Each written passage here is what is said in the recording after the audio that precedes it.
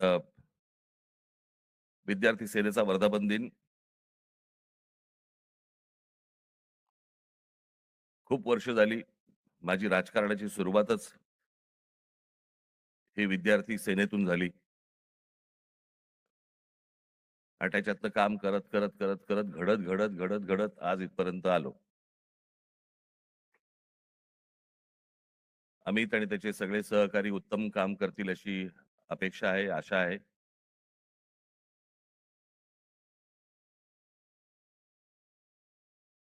आणि या सदस्य नोंदणीला देखील भरघोस प्रतिसाद मिळेल अशी मी अपेक्षा करतो.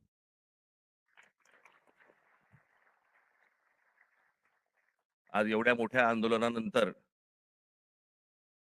आज इतक्या लगेच विद्यार्थ्यांच्या आंदोलनानंतर लगेच इतक्या लवकर विद्यार्थी सेनेचा वर्धापन दिन आलाय.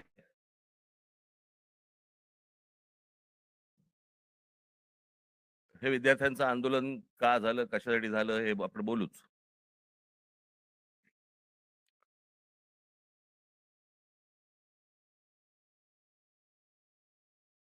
परंतु मी ज्या वेळेला कामाला सुरुवात केली त्यावेळेला काळ वेगळा होता, विषय वेगळे होते. आत्ताचे विषय वेगळे आहेत. त्यावेळेचा तरुण वेगळा होता, आत्ताचा तरुण वेगळा आहे. तेव्हाचे विद्यार्थी वेगळे होते, आत्ताचे विद्यार्थी वेगळे आहेत.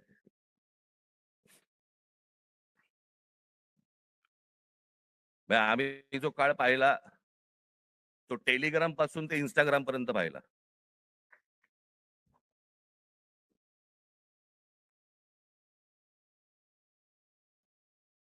आणि आत्ताच्या ह्या सगळ्या काय ती काय जेनझी म्हणजे 97 पासून जे जन्माला आले ते 2011 पर्यंतचे, बरोबर ना? 12 पर्यंत तेच ते.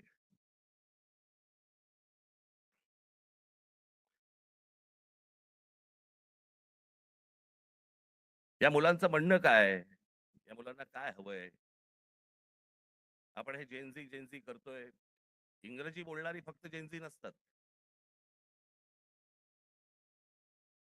माझी विद्यार्थी सेनेच्या सर्व सहकार्यांना माझी विनंती आहे. जेनझी 97 नंतर जन्माला आलेले 2011 पर्यंत 12 पर्यंतची मुलं ही महाराष्ट्राच्या ग्रामीण भागात पण आहेत.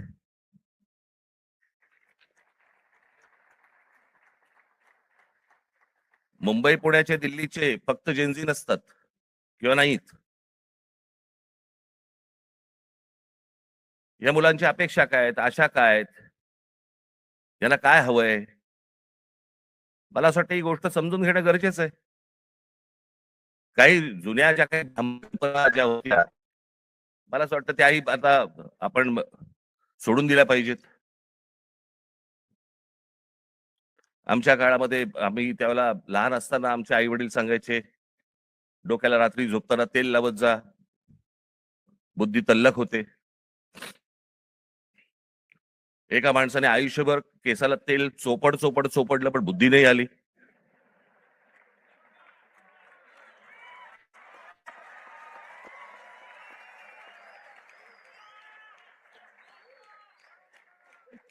प्रत्येक केस स्वतंत्र उमेदवारासारखा उभा असतो.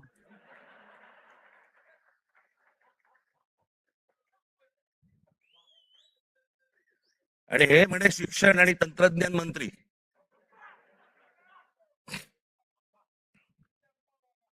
काय बोलतोय आपण? काय चाललंय? जग कुठे चाललंय? आपण काय बोलतो? आपण शिक्षण आणि तंत्रज्ञान तंत्रज्ञान त्याचा महाराष्ट्राचा मंत्री दगडावरच्या काय फुटप्रिंट्स त्यांना फिंगरप्रिंट्स म्हणायच्या होत्या.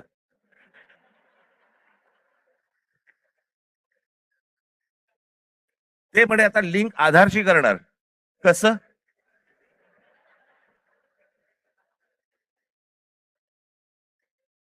मला चंद्रकांत पाटलांच्या मेंदूवरचे मला फिंगरप्रिंट्स बघायचे.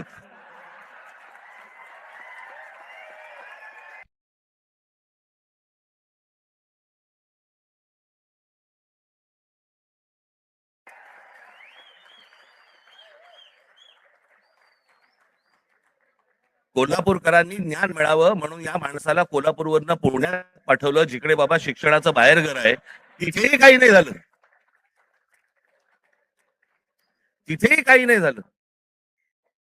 आता असे शिक्षण मंत्री म्हटल्यानंतर जेनजींचा पारा सणकणार की नाही सणकणार, चढणार की नाही चढणार, की ही अशी माणसं आमच्या नशिबी आणून तुम्ही ठेवली आहेत. आत्ताच मी एक पंतप्रधानांचं आत्ता नवीन आत्ता आलेलं काहीतरी एक मी निवेदन आत्ता मी पाहून आलो.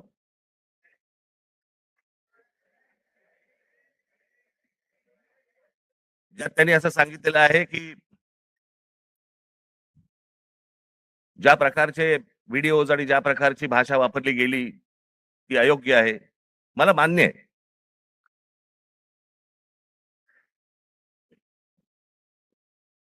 कोणाच्याही बाबतीमध्ये अशा प्रकारची खालच्या थरातली भाषा ही वापरली जाऊ नये.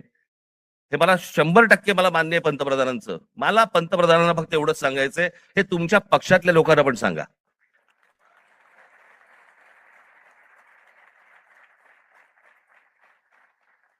महात्मा गांधींपासून जवाहरलाल नेहरूंपासून इंदिरा गांधींपासून आतापर्यंत सगळ्यांपर्यंत आमच्यापर्यंत ज्या प्रकारची तुमची ट्रोलची जी काही टीम प्रत्येक राज्यांमध्ये जी बसवलेली आहेत, लोक बसवलेली आहेत, ते कोणत्या भाषेमध्ये आणि कोणत्या गोष्टी करत असतात मी पाहत नाही.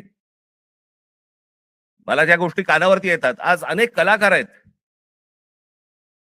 महाराष्ट्रामधले अनेक कलाकार आहेत, ते म्हणतात बाबा बोलायलाच नको, काही लिहायलाच नको, इतक्या शिव्या पडतात, इतक्या गोष्टी होतात. ही यांचीच माणसं भरलेली आहेत. मला असं वाटतं पंतप्रधानांनी त्याही लोकांना सांगावं की त्यांनी बंद करावं म्हणून. हे गेल्या 12 वर्षातच सगळी सुरुवात झाली. भारतीय जनता पक्षाचे जी काही ट्रोलच्या टीम्स आहेत यांनी ह्या ज्या गोष्टी सुरू केल्या, याच्यातनच हे ज्याला म्हणतो ना आपण, जे तुम्ही पेराल तेच उगवेल, तेच आलं अंगावर तुमच्या. त्याच्यात पंतप्रधानांनी सांगितलं की मला शिव्या दिल्या, माझ्या आईबद्दल बोलले. चुकीचंच आहे, हे मनापासून सांगतो मी, हे चुकीचंच आहे. पण माझी पंतप्रधानांना विनंती आहे, दुसऱ्यांनाही आया असतात.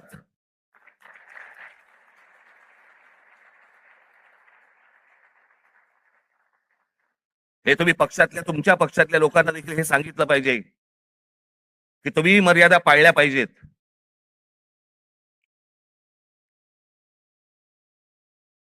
आज पंतप्रधान सांगतात की मी त्या मुलांना सगळ्यांना माफ केलं, पण इतकी वर्ष 12 वर्ष तुमच्या लोकांनी जे काही केलंय त्याची माफी कोण मागणार?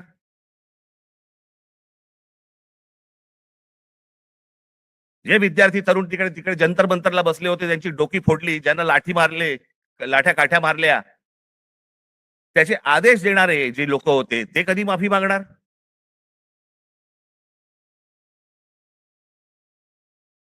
आणि मला असं वाटतंय की हे मूळ हे काय झालंय, नीटची परीक्षा हे कारण आहेच,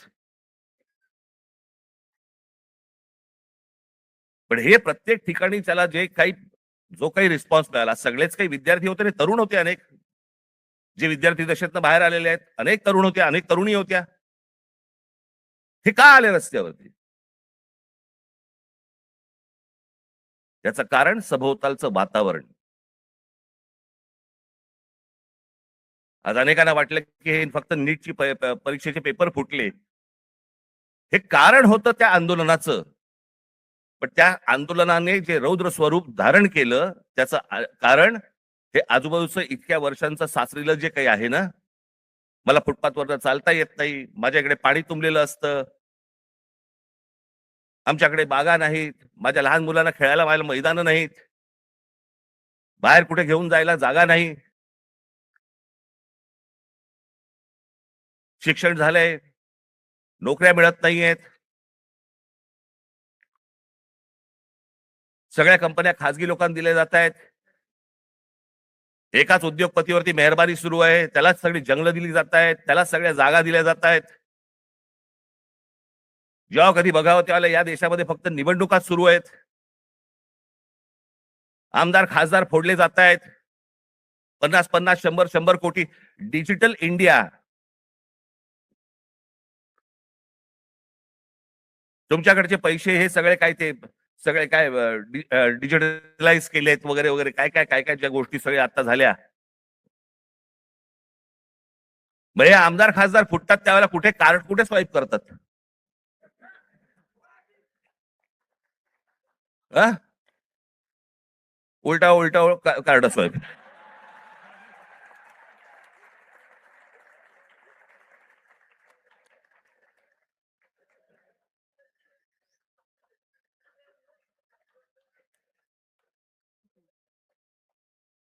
पैसे कुठून येतात मग?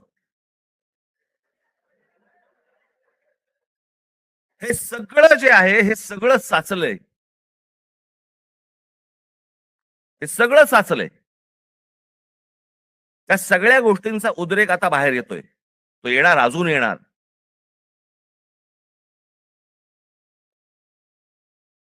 हा विषय कोणाला तरी सत्तेवरनं खाली खेचणं आणि कोणाला तरी सत्तेवरती आणणं हा एवढ्या पुरता मामूली विषय नाहीये. हा देशाचा विषय आहे.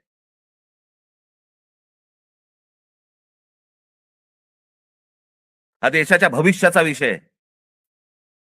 देशातल्या विद्यार्थ्यांच्या तरुणांचा भविष्यातला विषय हा. काय होणार आहे त्यांचं? आज माझ्या महाराष्ट्रातल्या ग्रामीण भागामध्ये, देशातल्या आज ग्रामीण भागामधला तिकडचा तरुण, तिकडच्या तरुणी काय करत असतील दिवसभर?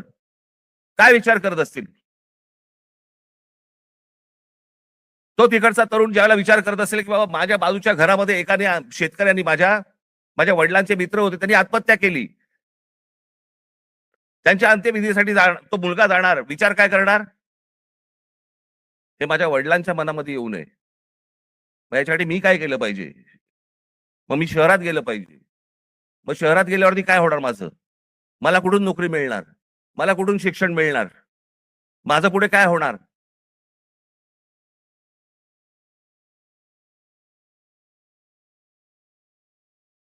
आज शहरांची परिस्थिती बघा. या सरकारने येऊन सांगितलं होतं आम्ही स्मार्ट सिटी करणार. कुठे आहेत त्या स्मार्ट सिटीज? आमच्याकडे रस्ते, पूल, जे काय ब्रिजेस जे काय बांधले जात आहेत, आपण त्याला विकास म्हणतोय. आपली शहरं ही राहण्यायोग्य आहेत का? इथपासून सगळी सुरुवात आहे ना. जर शहरातल्या लोकांना राहायला जर समजा त्रास होत असेल, तर महाराष्ट्रातल्या देशातल्या ग्रामीण भागामधनं जी लोक शहरामध्ये येत आहेत, कुठे राहणार आहेत? काय होणार आहे या शहरांचं?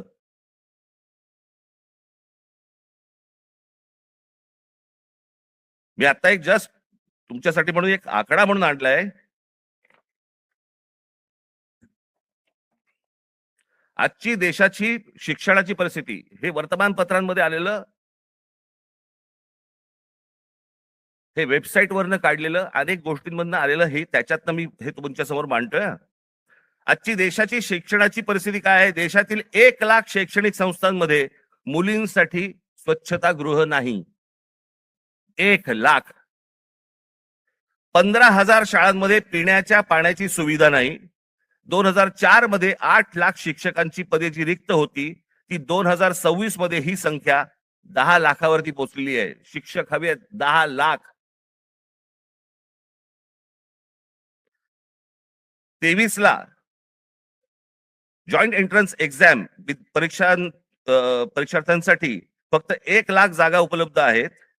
2014 मध्ये 3,00,000 विद्यार्थी परदेशात शिक्षणासाठी गेले होते. 2014ला 3,00,000. तर 2026 मध्ये ही संख्या 9,10,000 9,10,000वरती पोहोचली आज. इतकी मुलं परदेशात जात आहेत. का परदेशात जात आहेत? मी 2014 साली मी मी एक डॉक्युमेंटरी केली होती, छोटीशी एक फिल्म केली होती 16 मिनिटाची. आपण जरूर बघा, युट्यूब वरती आहे.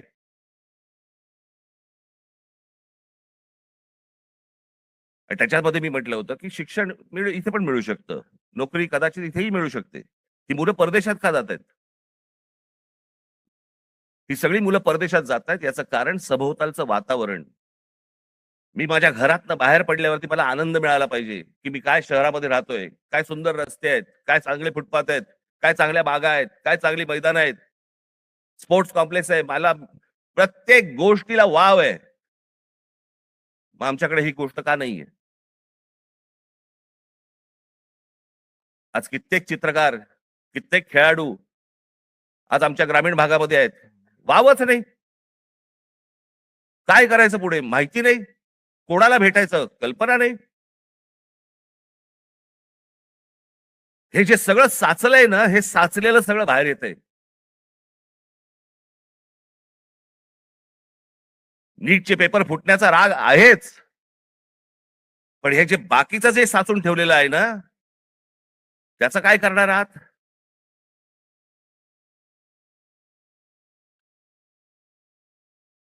दोन 2014 मध्ये परदेशातील शिक्षणावरती भारतीयांनी, परदेशात जे गेले लोक 2014 मध्ये, त्या भारतीयांनी किती पैसे खर्च झाले त्यांनी स्वतःहून जे खर्च केले, म्हणजे ते आपल्या देशातनं जे बाहेर पैसे गेले ते किती गेले, तर ते 79,500 कोटी खर्च झाले. 79,500 कोटी. आज हा खर्च वाढून, आज 2026 मधली गोष्ट बोलतोय, किती वरती गेलाय, तर तो 5,85,000 कोटी वरती गेलाय. म्हणजे 5,85,000 कोटी हे आपल्या देशातनं आपली मुलं बाहेर शिक्षणासाठी गेलेत, त्यांच्या आई वडिलांनी जो खर्च केलाय तो 5,85,000 कोटी आपल्याकडनं परदेशात गेलेले आहेत. हजारो उद्योगपती, हा आता लोकसभेमधला आकडा आहे, हजारो उद्योगपती आपला सगळा बोजा बिस्तारा गुंडाळून परदेशात निघून गेलेत.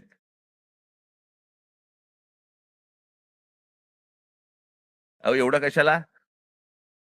ज्यांनी मोदींवरती चित्रपट काढला होता, नरेंद्र मोदींवरती चित्रपट, आणि ज्याच्यामध्ये नरेंद्र मोदींची ज्यांनी भूमिका केली होती,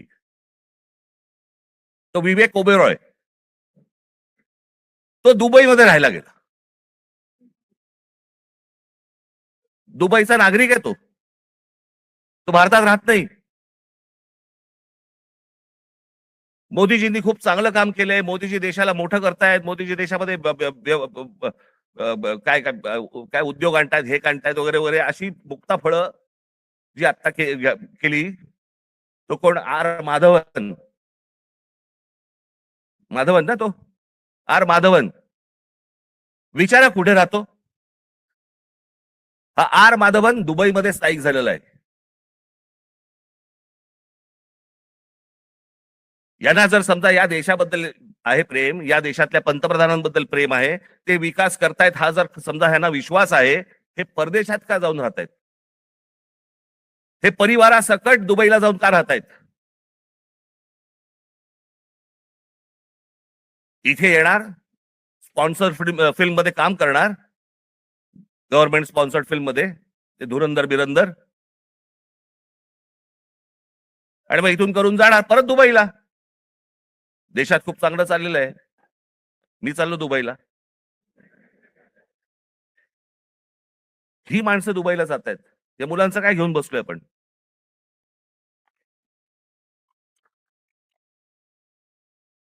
2004 मध्ये काँग्रेस सरकार ज्या वेळेला होतं, त्यावेळेला शिक्षणावरती खर्च किती होता? 3.2%. आज 2026 मध्ये तो किती आहे? 2.8%.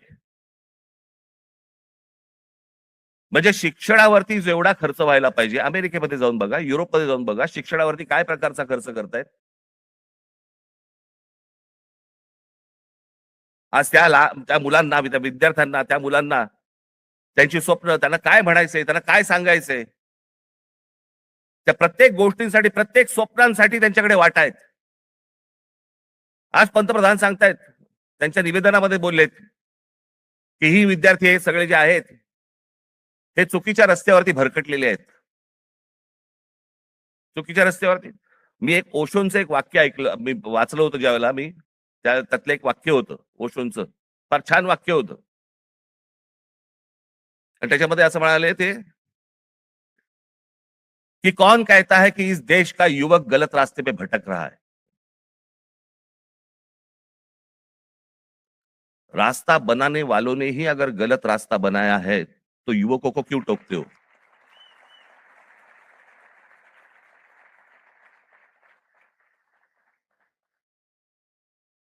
ते चुकीच्या रस्त्यावरती नाही आहेत. त्यांच्या अशा अपेक्षा, महत्वाकांक्षा या सगळ्या मारल्या जात आहेत.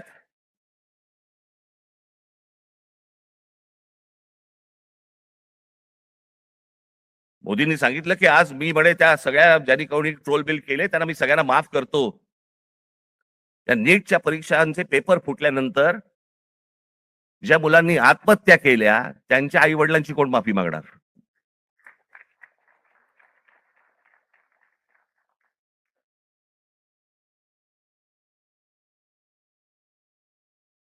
हा देश नीट समजून घेतला पाहिजे.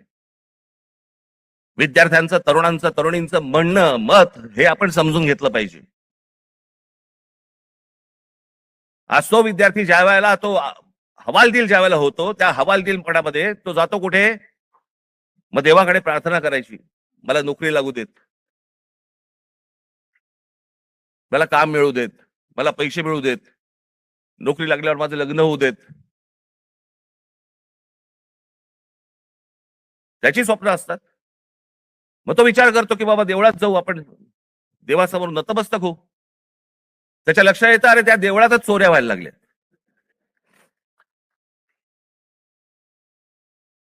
देवळात चोऱ्या.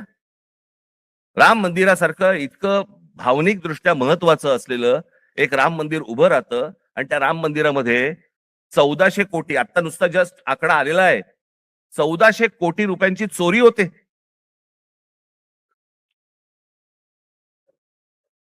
आणि याच्यावरनं सरकारमध्ये असलेले कोणीही त्याच्यावरती बोलायला तयार होत नाहीत. राम मंदिरावरती मत मागताना बरोबर गेलात तुम्ही. मग ज्या वेळेला 1400 कोटी रुपयांची चोरी झाली, पंतप्रधान स्वतः एकटे गेले होते, सगळेजण बाजूला उभे होते. स्वतः एकट्याने जाऊन तिकडे जाऊन पूजा केली, प्रतिष्ठापना केली, सगळ्या गोष्टी केल्या. पंतप्रधानांनी याच्यावरती बोलायला नको राम मंदिराच्या चोरीबद्दल? का त्या अयोध्येमधनं एक खासदार निवडून नाही आला म्हणून आमचा संबंध तुटला, असं आहे?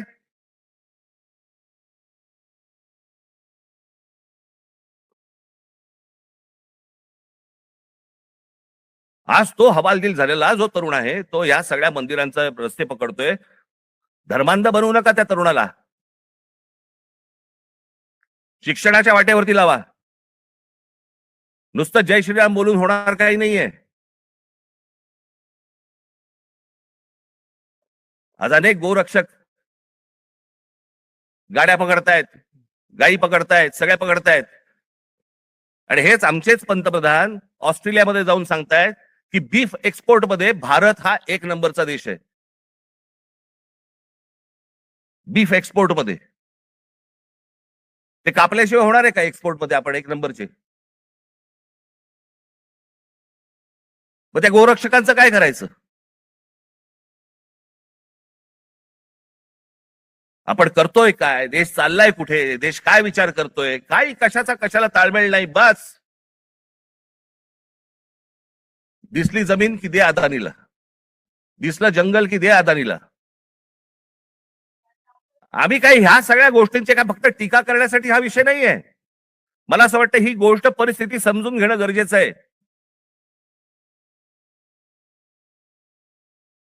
की या देशामध्ये काय सुरू आहे आणि काय घडतंय. मी आज अजून एक गोष्ट तुमच्या समोर आणणार आहे. माझे पत्रकार बांधव इथे आलेले असतील, तुम्ही विचार करा. आपण जातो, श्रद्धेने जातो, मंदिरात जातो, आपण काही दानपेटीमध्ये टाकतो, ज्याच्यावरती या देशाच्या सगळ्या मंदिरांमध्ये लाखो कोटी रुपये जमा होतात. काय होतात त्याचं, काय होतं काय नाही माहित नाही. त्याचे ट्रस्ट असतात, त्याचे ट्रस्टी असतात सगळे. मग त्याच्यातनं आपल्याला कळतं चोऱ्या होत आहेत. आता हे प्रकरण घ्या. पत्र आहे, प्रति माननीय श्री एकनाथ शिंदे साहेब, उपमुख्यमंत्री महाराष्ट्र राज्य. विषय सिद्धिविनायक मंदिर न्यास मधील दानपेटीची चोरीबाबत वरिष्ठ पातळीवरती चौकशी करण्याबाबत. जिथे आपण श्रद्धेने जातो, जिथे दानपेटीमध्ये आपल्याकडे भाविक जातात आणि पैसे टाकतात,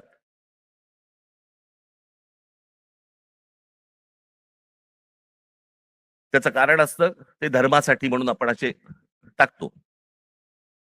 महोदय, आम्ही स्वाक्षरी करणारे सर्व सिद्धिविनायक न्यास मंदिर प्रभादेवी मुंबई येथील विश्वस्त आहोत. साहेब, आपण विश्वासाने आमची संबंधित ट्रस्टवरती सदस्य म्हणून नियुक्ती केली असून आपल्या विश्वासाला पात्र राहण्याचा आम्ही प्रामाणिकपणे प्रयत्न करत आहोत. भाषा पण बघा, मंदिर आहे का कंपनी येतेच कळत नाही मला. त्यामुळे मंदिरात गेल्या 1.5 वर्षाच्या कालावधीत विविध उपाययोजना राबविताना मंदिराची मिळकत 35% जादा वाढविण्यात आम्ही काही प्रमाणात यशस्वी झालो आहोत. मिळकत. तुम्ही कसे यशस्वी झालात? असो. महोदय, विश्वस्तांच्या सतर्कतेमुळे मंदिरातल्या दानपेटीतून पैसे चोरणारे कर्मचारी पकडले गेलेले आहेत. हे कर्मचारी पकडण्यापूर्वी दर बुधवारी मंदिरातल्या दानपेटीतील रकमेची मोजदाद ही 50 लाख रुपयाच्या आत होती. मात्र हे कर्मचारी पकडल्यानंतर गेले 3 आठवड्याची दानपेटी रक्कम ही 1.5 कोटी रुपयांच्या घरात पोहोचली आहे. याचाच अर्थ यापूर्वी दर आठवड्याला दानपेटीतील जमा होणाऱ्या काही रकमेतील काही रक्कम ही लंपास होत होती. त्यामुळे दरवर्षी सुमारे 18 कोटी रुपयांचे मंदिराचे नुकसान होत होते. याचे धागेदोरे वरिष्ठ पातळीवर आहेत असा आमचा ठाम संशय आहे. साहेब, या प्रकरणाची आपण गंभीर दखल घेऊन शासकीय पातळीवरती संबंधित प्रशासनातील वरिष्ठ अधिकाऱ्यांची चौकशी लावावी अशी आमची आपणास विनंती आहे. विश्वस्त मंडळ सिद्धिविनायक गणपती मंदिर न्यास, प्रभादेवी, मुंबई. हे सगळ्यांनी सह्या केल्या आहेत. राहुल लोंढे, भास्कर शेट्टी, महेश मुदलियार, जितेंद्र राऊत, मीना कांबळी, मनीषा तुपे, गोपाळ दळवी, सुदर्शन सांगळे, हे त्यांचं पत्र आहे.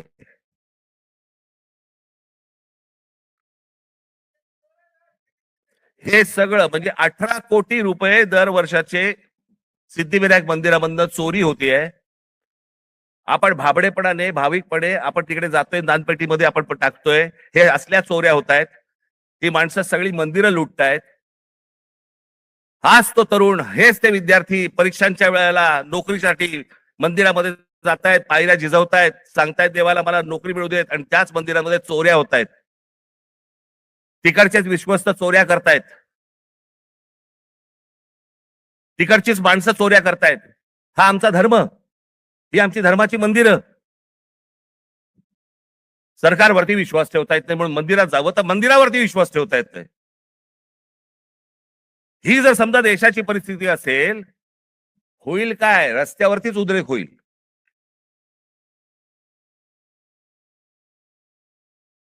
राजकारण सोडून द्या बाजूला. मला असं वाटतं या सगळ्या गोष्टींचा सामूहिक देशाचा म्हणून, राज्याचा म्हणून आपण विचार करणं गरजेचं आहे, सर्वांनी मिळून. निवडणुका येतील त्यावेळेला विचार करू वेगळा. पण आज काय परिस्थिती आहे? हे का झालं? कशामुळे झालं? हा उद्रेक का झाला? मला असं वाटतं ह्या गोष्टी समजून घ्यायला नको. अनेक बारीक बारीक बारीक बारीक त्याला लेयर्स आहेत, पापुत्रे आहेत. ते पापुत्रे चढत चढत चढत चढत त्याची वडी झालेली आहे. मला असं वाटतं ही गोष्ट सरकारने समजून घेणं गरजेचं आहे.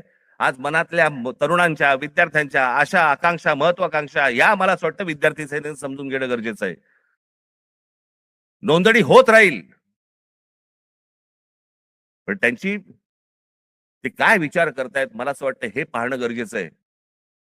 याच्यामध्ये जर बदल झाला नाही, मी हीच गोष्ट एकदा मागे जेव्हा नीटचा पेपर फुटला होता 2016 साली, तेव्हा मी पंतप्रधानांना फोन केला होता आणि त्यांना मी सांगितलं होतं की म्हटलं हे तुम्ही स्वतः ह्याच्यामध्ये जातीने लक्ष घाला या प्रकरणामध्ये. म्हटलं देशातले शेतकरी आत्महत्या करतायत, हे मी 2016ला सांगितलं होतं. म्हटलं उद्या हे विद्यार्थी आत्महत्या करतील, आणि आज तेच घडलं. 21 विद्यार्थ्यांनी आत्महत्या केली.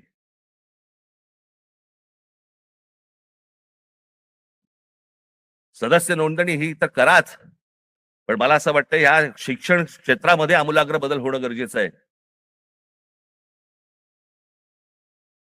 त्याच्यासाठी विचारवंतांची गरज आहे.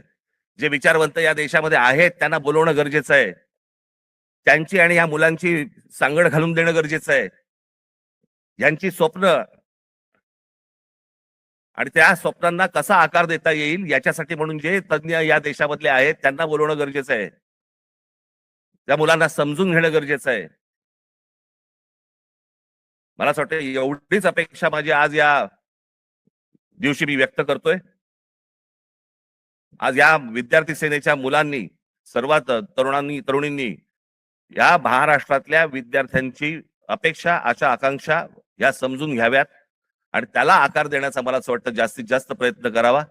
भविष्यातल्या तुमच्या सगळ्या वाटचालीसाठी माझ्याकडनं मनपूर्वक तुम्हाला सर्वांना शुभेच्छा देतो आणि आपणा सर्वांची विनंती घेतो. धन्यवाद. जय हिंद, जय महाराष्ट्र.